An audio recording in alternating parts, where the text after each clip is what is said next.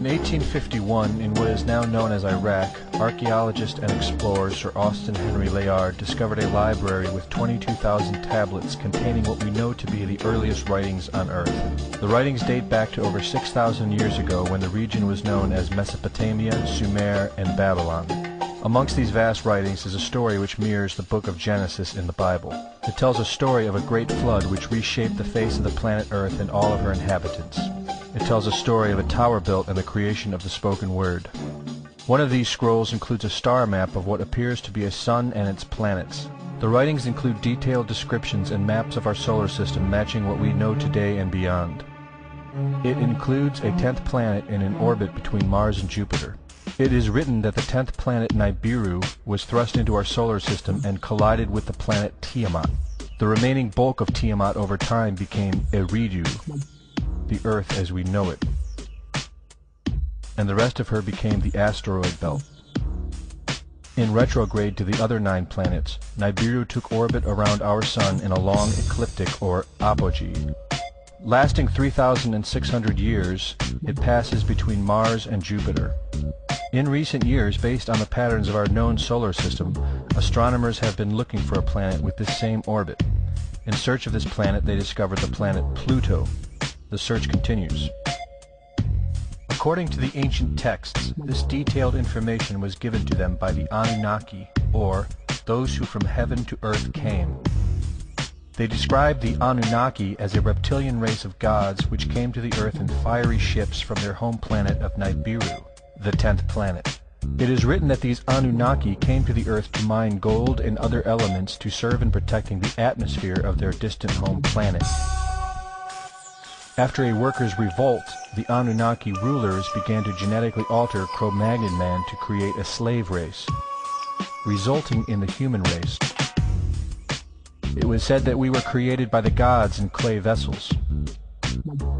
It is written that man was forbidden to depict the Anunnaki in their actual form. Just prior to the Great Flood, the bulk of the Anunnaki would return home, leaving numbers of them behind to watch over the earth. Anu was king. Assigned to Anu to heed his instructions. 300 in the heavens he stationed as a god. The ways of earth to define from the heaven. And on earth 600 he made reside. After he all their instructions had ordered, to the Anunnaki of heaven and of earth, he allotted their assignments. This story of reptilian gods from the heavens creating man is not at all uncommon. It in fact can be found in most every region of our planet. In Japan, emperors claim descent from dragon gods who came from the sky. Australian Aborigines teach of a reptilian race which lives underneath the earth and governs over men. They believe they are descendants of a race of dragon human. China teaches the serpent queen Nukua interbred with man. India calls these reptilian gods Nagas and claim they seeded their royal families. Throughout the Middle East it is believed a serpent race created man. The book of Genesis tells of giants who came from the heavens to breed with the daughters of man. They are called the Nephilim. In Africa they call them Chitauri, children of the serpent. The royal kings of Africa claim descent from serpent gods who came from the sky. In South America, the Mayans teach that their ancestors were the people of the serpent. The Aztecs were said to be created by a serpent woman. In America, the Hopi Indians believe sky gods came to earth to breed with their women and refer to them as their snake brothers. The word Sioux means snakes, and Iroquois means serpents. It seems the only places you will not find this historical story is where the history has been methodically destroyed. The descendants of King Anu in Sumeria and Babylon can be traced throughout time. The pharaohs of Egypt were from the bloodlines of the Babylonian kings. The rulers of the Roman Empire can be traced to Egyptian hierarchy. All throughout Europe, the royal families can be traced back to the great Roman emperors. 34 of the presidents of the United States are directly descended from European royalty, with the remaining 8 who are only closely related to these same bloodlines. In 1934, President Franklin Roosevelt placed the Great Seal, originally created in 1782 by the Freemasons, on the dollar bill. Represented in the Great Seal is a pyramid and the all-seeing eye, known to be used by the elusive society, the Illuminati. Strung together in conspiratorial confusion are secret societies such as the Illuminati, the Freemasons, and the Bohemian Club.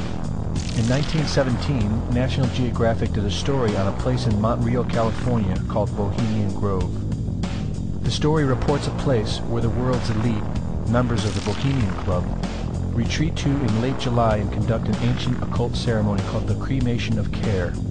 Every year in July, the world's leaders, media moguls, and members of the World Bank spend 2 weeks of what is known as a men-only retreat at the Grove. In the year 2000, BBC television show World of Wonder infiltrated Bohemian Grove with hidden cameras and aired the video on the BBC.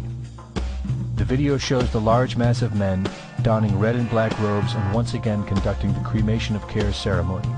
The altar is at the base of a 200-foot owl, the Babylonian symbol of the god Moloch, the god of human sacrifice. In the video, a body is delivered upriver to the altar where it is set on fire. Upon being aired, members of the Bohemian Club reported that the ceremony is a put-on, merely done for entertainment and fun. This history tells a story of our world leaders having a deep involvement in satanic tradition, worshipping our reptilian overlords, the serpent gods.